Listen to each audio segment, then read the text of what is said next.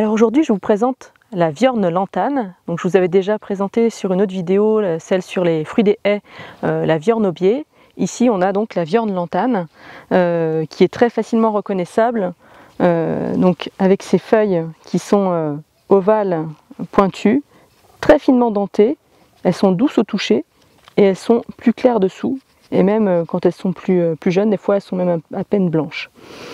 Alors là, on voit bien ces fruits qui sont rouges, et en fait on va pouvoir les consommer à maturité quand ils sont noirs, mais noirs limite comme des pruneaux et un petit peu séchés, et c'est là qu'ils vont avoir effectivement un petit goût de pruneau plutôt agréable, donc on va plutôt consommer lors des balades, mais on n'en fera pas des confitures, ou alors il faudrait vraiment beaucoup de patience parce qu'il y a un gros noyau dedans.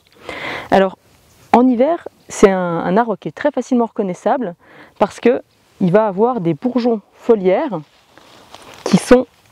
qui n'ont aucune écaille en fait, qui sont quasiment à nu, et du coup on peut s'en servir notamment pour faire des pinceaux quand on veut faire de la peinture végétale ou autre, et qui est très agréable pour peindre.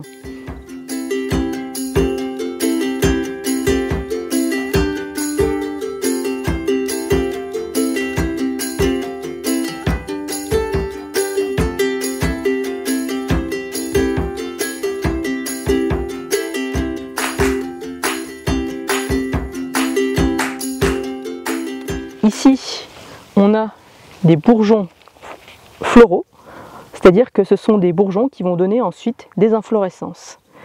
Donc c'est un arbre qui est vraiment très courant dans nos haies et qui fait des branches bien droites. Donc on va pouvoir s'en servir aussi par exemple pour faire des fûts de flèches.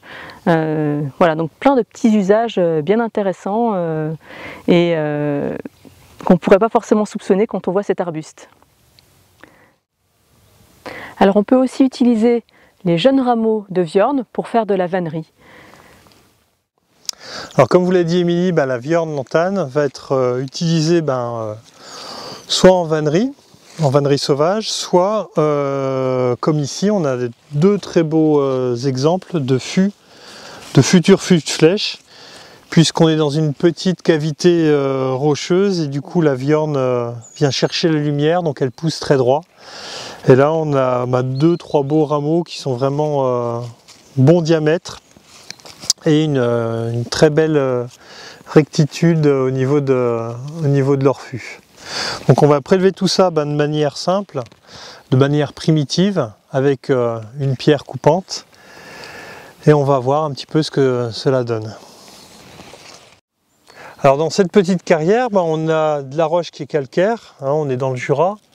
Alors vous voyez, ça fait des strates comme ça qui vont se décoller très facilement, et on va pouvoir avoir des pierres très fines, alors qui ne seront pas très solides, mais qui vont être suffisamment aiguisées, suffisamment aiguës pour pouvoir trancher quelque chose.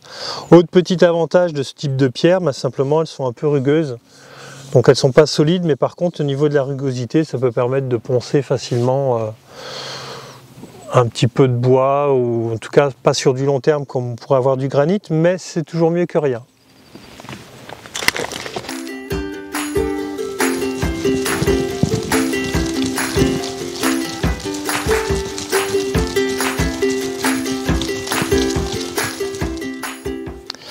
Voilà, donc là on a une belle section bien droite où on va pouvoir dedans réaliser une flèche.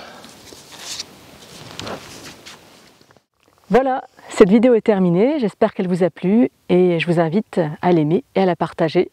Et je vous souhaite de très bonnes balades. À bientôt!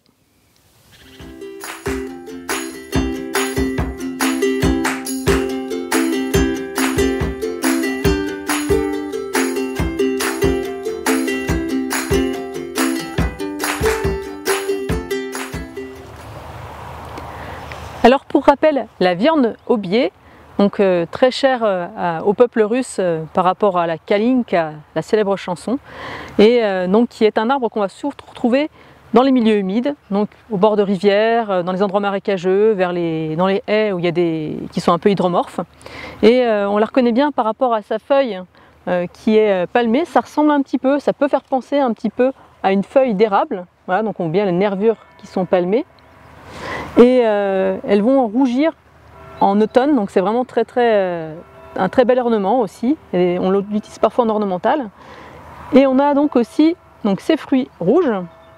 Les inflorescences, bon là c'est les infrutescences, mais les inflorescences, donc des corymbes qui sont blancs au printemps, et en hiver, automne-hiver, on a ces fruits rouges, luisants et ovales, qui sont toxiques crus, mais qu'on peut consommer cuit. La saveur rappelle un petit peu la canneberge, un petit peu acidulée, et puis il faut savoir que nos ancêtres l'utilisaient, les ancêtres du néolithique, pour faire des marmelades, ce genre de choses. Après il y a un gros noyau dedans, mais voilà, c'est quand même agréable. Et puis une bonne chose aussi, c'est que les oiseaux vont s'en nourrir en hiver, donc un petit arbuste intéressant.